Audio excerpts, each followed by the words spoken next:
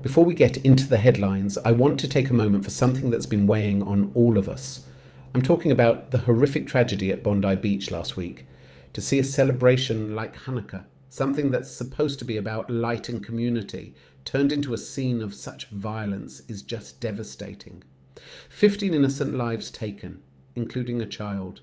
It's the kind of news that stops you in your tracks. Our hearts and our prayers are truly with the families in Sydney and the entire Jewish community there. It's a reminder of how fragile things can be, and honestly, it makes the rest of today's news feel even more urgent.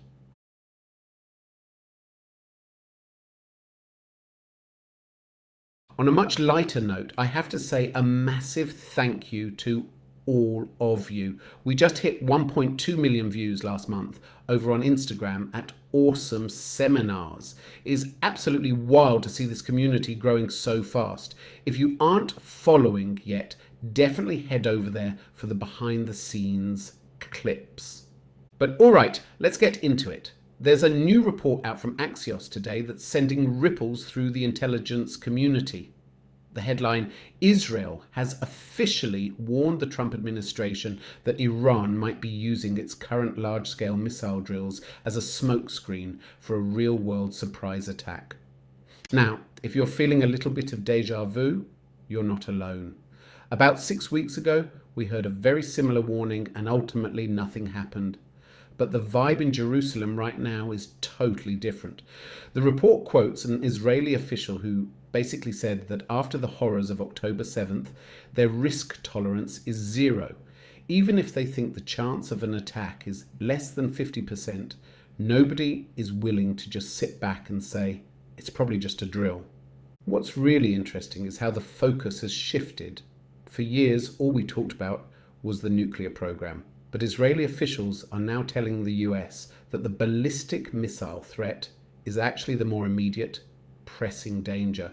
While they're still watching the nuclear sites, they're seeing a massive effort by Iran to rebuild its missile factories and repair air defenses shredded earlier this year. To understand why they're so twitchy, you have to look at the 12-day war back in June. Iran launched over 500 ballistic missiles in that conflict, and while defenses were incredible, we saw significant damage on the ground. We're talking about direct hits on the Haifa oil refinery that knocked out a huge chunk of the country's fuel supply for months. We saw strikes near the Diamond Exchange District, Soroka Medical Center, and even the Weizmann Institute.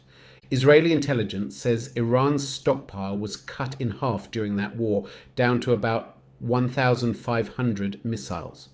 But they are rebuilding at a pace that could see them producing 3,000 missiles a year if left unchecked. The timing of this warning is clearly strategic. Prime Minister Netanyahu is scheduled to meet with President Trump at Mar-a-Lago on December 29th. Bibi is reportedly bringing fresh plans for proactive measures specifically targeting these missile production sites. He's expected to be joined by a heavy-hitting delegation, including National Security Council Director Tzachi Hanegbi. It puts Trump in a fascinating position. On one hand, he's in peacemaker mode, but on the other, he's just relaunched Maximum Pressure 2.0. This isn't just a repeat of 2018. We're talking about NSPM2, a memorandum directing officials to drive Iranian oil exports to absolute zero. They are targeting the shadow fleet, selling to China, and looking at snapback sanctions at the UN. It's an economic stranglehold meant to starve the IRGC of the cash. They need to finish rebuilding those missile stockpiles. The scariest takeaway from the Axios piece is the talk of a miscalculation trap. We're at a point where both sides are so jumpy that one side moving a battery for a routine drill could trigger a pre-emptive strike from the other. It's a high-stakes game of chicken played with ballistic missiles. That's all for today's deep dive. Remember, if you want to join us for a seminar, reach out via our website at awesomeseminars.com. Keep safe and Happy New Year, everyone.